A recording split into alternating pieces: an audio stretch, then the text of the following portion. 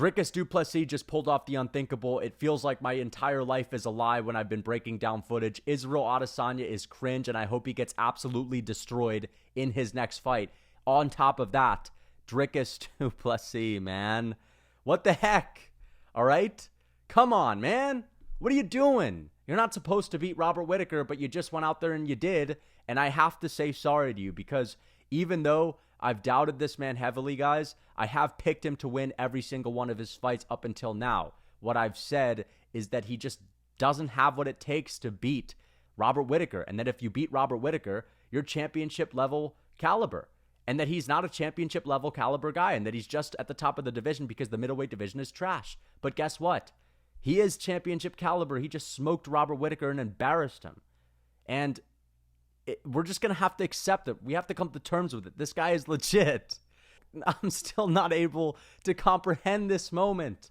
But I want to show you guys my reaction to the fight nonetheless because, I mean, just take a look. Not landing a lot of these shots flush, though, Whittaker. Little jab from Dricus. Oh! No! No! He dropped Robert Whittaker! Holy shit! He dropped him with a jab! Holy fuck! Oh my god, he's hurt Robert! No way! Oh my god! Oh! God damn! Holy shit! No fucking way! First thing I want to say is, Dricus's grappling is actually insanely good, okay? Or it's good and Robert Whittaker's grappling is just fucking overrated as hell, all right? Because we've been talking about this grappling of Robert Whittaker as if it's like bulletproof. You know, nobody can stop this man. Nobody can even bring that into the equation. You're going to have to strike with him no matter what. And, you know, there's just no way anyone's going to be able to get the better of him there because he'll just serve you up some scrambled eggs. And Robert Whittaker is going to out-grapple you. He's going to out-wrestle you. And look at what Dricus Du Plessis did. Whittaker took him down in the first round. Dricus pops right back up to his feet, doing even better than he did against Derek Brunson. And then a couple minutes later, he hip tosses Robert Whittaker, who just looked so pathetic in this fight. Anyone else notice that? Whittaker just looked like a pathetic shell of himself. Now, Dricus made him look like that, and that's kind of what happens to people when they fight Dricus. I'm not saying that Whittaker showed up compromised or Whittaker showed up a weaker version of himself, but people just break in front of this man. They get so thrown off by how awkward he is, by how strong he is, and I don't know, man. He just fucks people up, and he took Whittaker down and embarrassed him and kind of beat his ass and cut him open and landed some really good shots. And then in the second round, he just drops Whittaker with this vicious jab, and Whittaker with that chinny chin that you can never rely on, it finally comes crashing down again. Like, Izzy couldn't KO this man in their rematch. And, of course, Izzy finished Whittaker a few years ago, but here's this clip of Dricus talking about how his performance against Whittaker stacked up against Izzy's in their rematch. And it's actually pretty dope to hear him talk about, because if you really think about it, bro, dude, Dricus has the better win over Whittaker at this point. If I get him to the floor, it is not even a fight. It's not even a fight. If I just get my hands on him, it's not even a fight. I will manhandle him. I've done it before and I'll do it again. And, you know, as far as the striking goes, you are as good as your last performance. What did his last performance look like against Whittaker? Yeah, he beat him. It was a close fight. What did my last performance against Whittaker look like? So right now, that's how I plan on beating him, the same way I beat Whittaker tonight. And I bring up the word outclass because it's not just a lucky jab that he landed to finish Robert Whittaker off. No, he just beat him up and had no moments in this fight to where he was really stunned. Robert was landing some good jabs early on, but that was really it. Dricus Du Plessis looked like he was the one that was throwing Robert Whittaker off of his game more than anything else, and to out-grapple him in the second round, then to catch him and style on him, whereas a guy like Jared Cannonier couldn't do that. Marvin Vettori didn't have a chance to do that. Kelvin Gastelum couldn't do that. Nobody has been able to do that. Not Darren Till, not Yoel Romero. Yoel Romero in his prime couldn't finish Robert Whittaker, a younger version of Robert Whittaker, and Dricus takes out a peak prime Whittaker? Jesus Christ. And I'm just going to get at it, man. MMA is just one of these sports that sometimes it's just a fucking joke. And I'm not saying it's a joke because I got my pick wrong and I'm coping with it. What I'm saying is, dude, Dricus looked amazing tonight, okay? And if you were to watch tape back, I just don't know how you would have picked him. Of course, some of you guys are going to be in my comments saying, I knew it, but you were fucking riding the meme, most likely. Or you were part of Dricus's team and you know that this dude is actually a savage, but like, I just don't understand it, guys. I don't understand it. It's easy to look at the fight after the fact and say, well, here's the proof. He is better. But beforehand, you're looking at Dricus look like a sloppy, boppy man on the feet against Derek Brunson, and all of a sudden he's in front of Whittaker, a guy that would 100% be a long reigning champ if it weren't for Adesanya, and he's making him crumble, making him break, TKOing him in 2 rounds like he's nothing.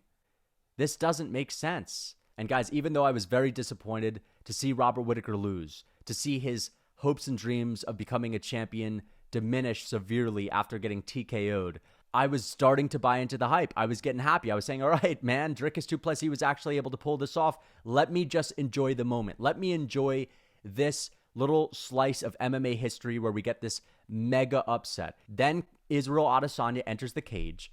And I'm thinking, all right, it's just going to be a stare down. This is going to be awesome. We're going to get this cool moment. Dricus is going to say a couple of things. Adesanya is going to say, you and me in Australia, let's make it happen. I'm going to beat your ass. And we'll leave it like that. Maybe Adesanya is going to say one thing that's a little bit cringy. I'll leave you frozen like Elsa.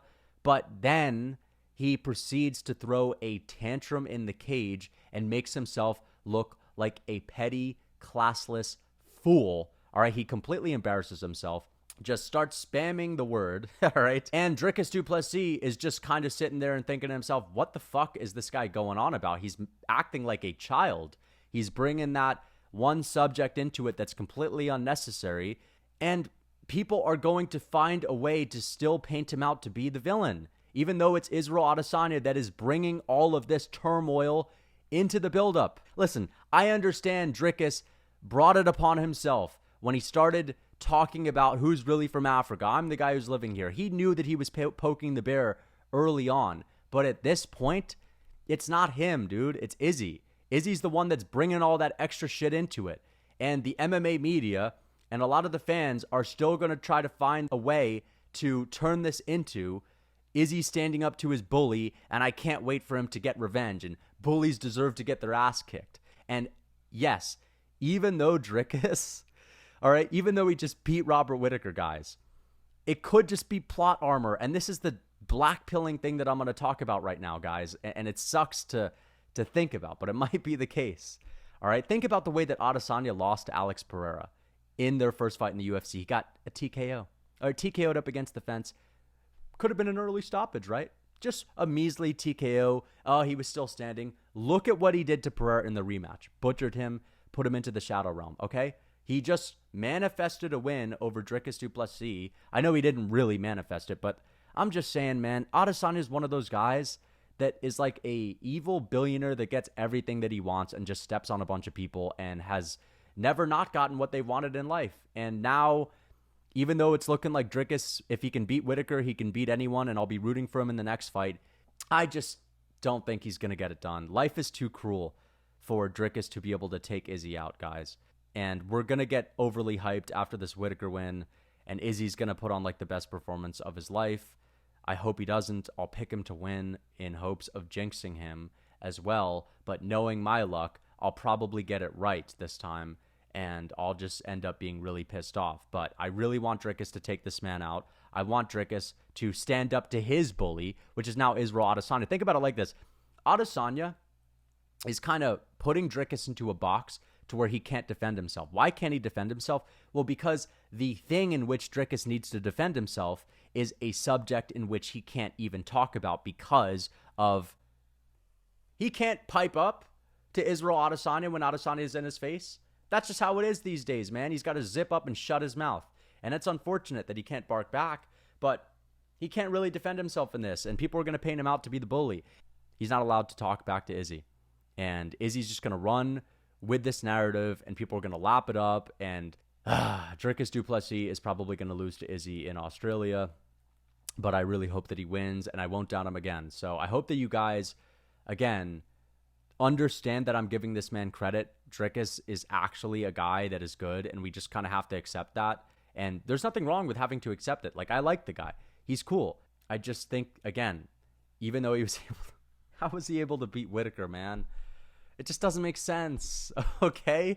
Like, come on, this is a joke. This is a joke, guys. It's a cruel joke, and it's all just a part of fucking Adesanya's shitty little saga. God damn it. All right? His shitty little saga where he always gets the win.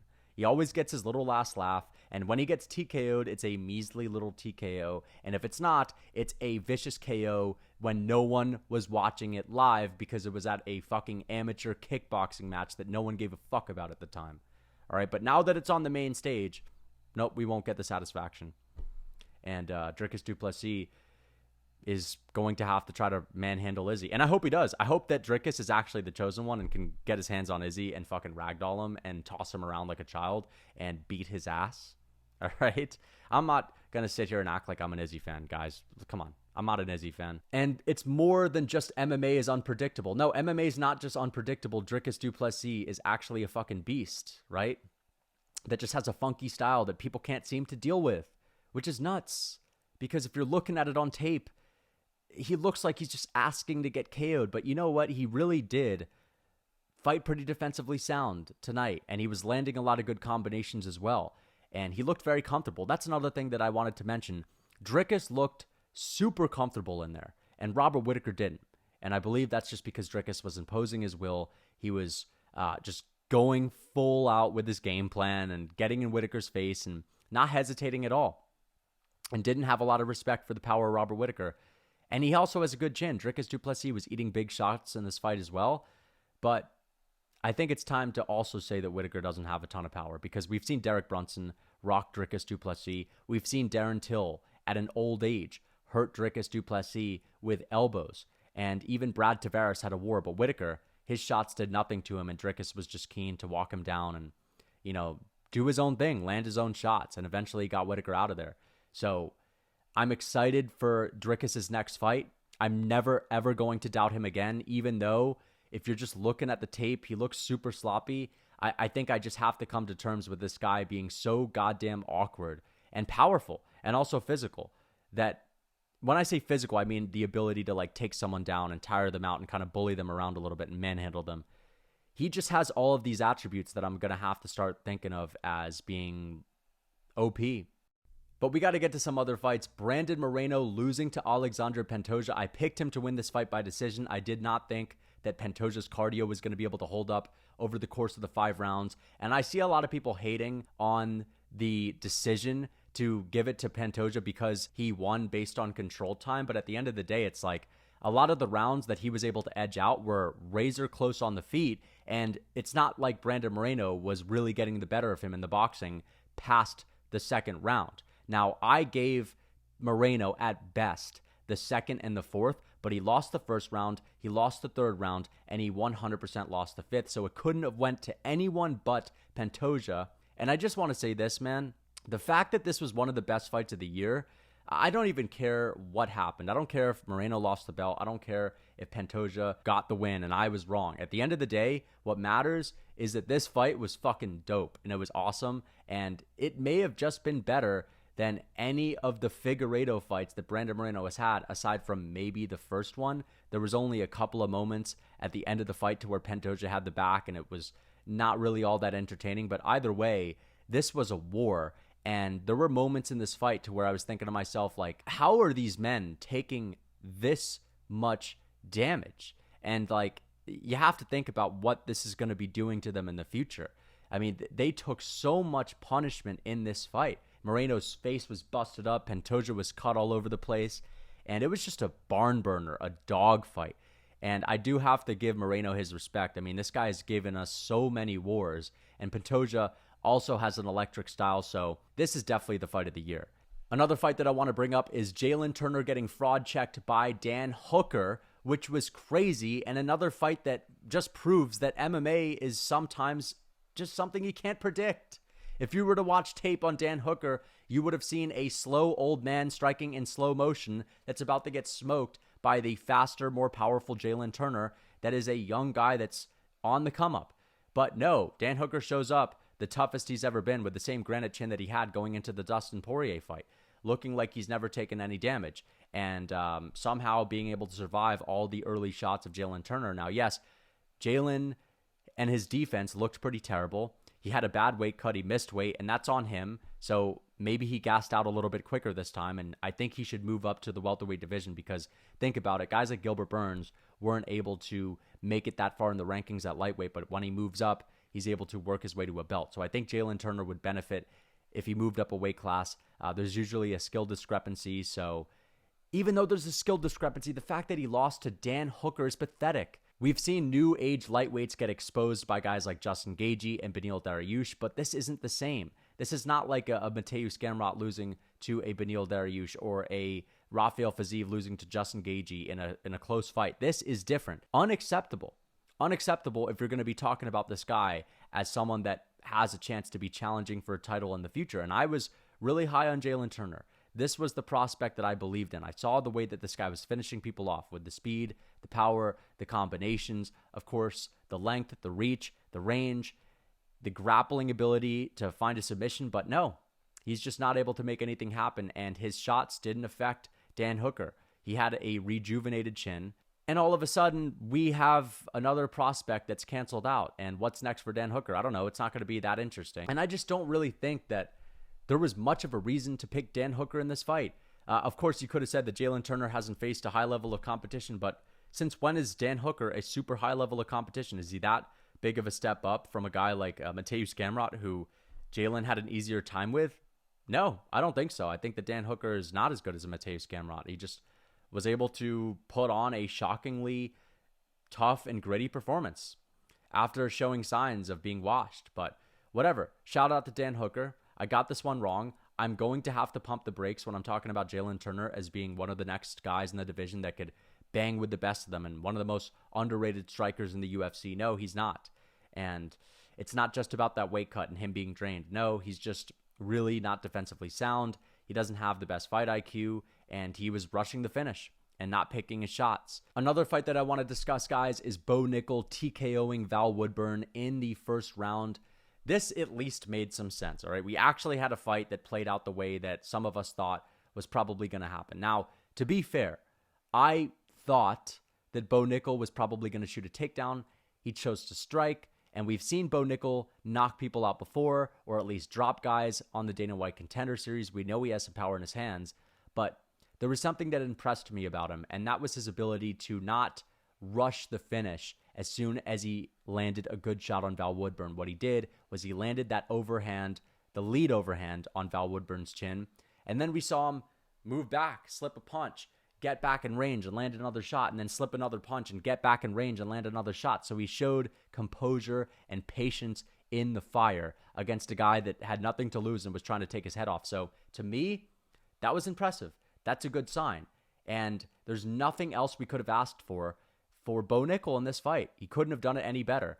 And I could still see people shitting on this guy because for whatever reason, they feel as if the UFC is just cramming this dude down our throats. And that's not the case. He deserves to have the hype from his wrestling credentials. And there aren't many athletes that go into the UFC being stars in other martial arts, stars in other sports. We have an Alex Pereira that was a star in kickboxing, and a Bo Nickal. This is a guy that's a very high-level wrestler, and we could use one of those in the middleweight division. Val Woodburn, I feel bad for the guy. He came in to fight week all alone. No one expected him to win, and he just got KO'd in like the first 30 seconds. He's got to be feeling like shit right now. I know the UFC is going to give this man another fight, as they normally do with any guy that just steps in on short notice to fill in a big spot on a pay-per-view. But will he win? I don't know, because he's not all that great. But now let's get on to the prelims. Robbie Lawler finishing Nico Price in the first exchange with an uppercut and dirty boxing in the clinch. He couldn't have gone out any better. So to see this man get a KO that easily and to retire right after it, you couldn't have put together a better performance for a retirement fight. He took no damage. He's riding off into the sunset, and they even put on a montage of old Robbie Lawler highlights, and they showed old Robbie Lawler speeches. So he had a beautiful moment. Nico Price, in my opinion, it might be time for him to hang it up as well, because that guy just has taken so much damage. And even though he could come back and look like Dan Hooker in his next fight and just automatically regain a really solid chin, it's most likely that that's not going to happen and that he's over the hill. He's super old. He didn't take a shot tonight. And I don't know if he is going to be having a lot of success moving forward if he's getting finished by Robbie Lawler like that, a guy that hasn't had a single finish since Rory McDonald. That was Robbie's last TKO. Now, to be fair, he came close to TKOing Ben Askren in their first exchange where he, stuffed a takedown and picked Ben Askren up above his head and slammed him. That was actually my favorite Robbie Lawler moment, where he just brutalized Ben Askren in the beginning of their fight. But beautiful moment for Robbie Lawler. He's riding off into the sunset. I'm really happy for him. And guys, I want to get to another fraud that got exposed on this card as well. And I'm talking about Tatsuro Taira that got his hand raised. I understand a lot of you guys are going to get up in arms right now because you are really high on him. He's one of your favorite prospects. He got exposed for having terrible striking tonight, and it should have been a draw. I believe that he lost the first round. He got dropped in that round badly, and he lost the third round as well. He got outstruck. Edgar Chairez landed the more damaging shots in that round.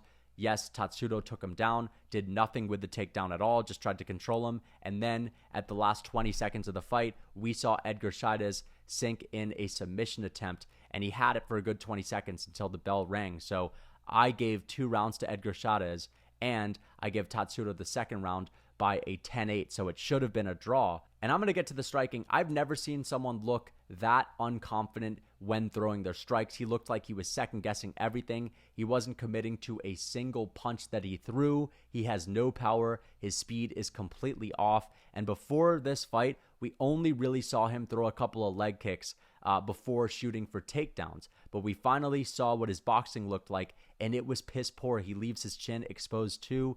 He's not fast. He's not quick twitch. He's not powerful. And again, he just doesn't look like he commits to his strikes, and he looks like he's second guessing everything.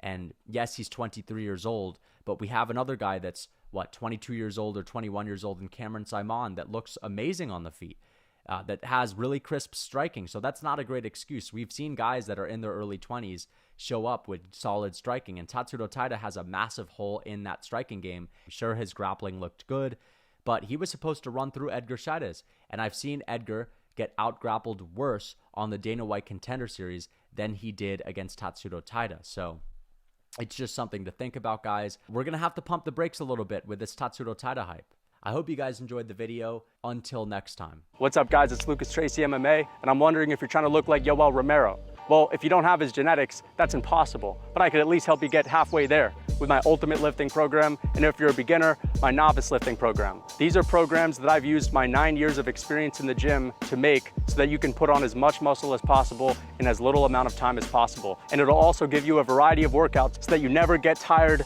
of the gym. So if you're interested, click the link in my description. And for a discount, use code MMA for 30% off.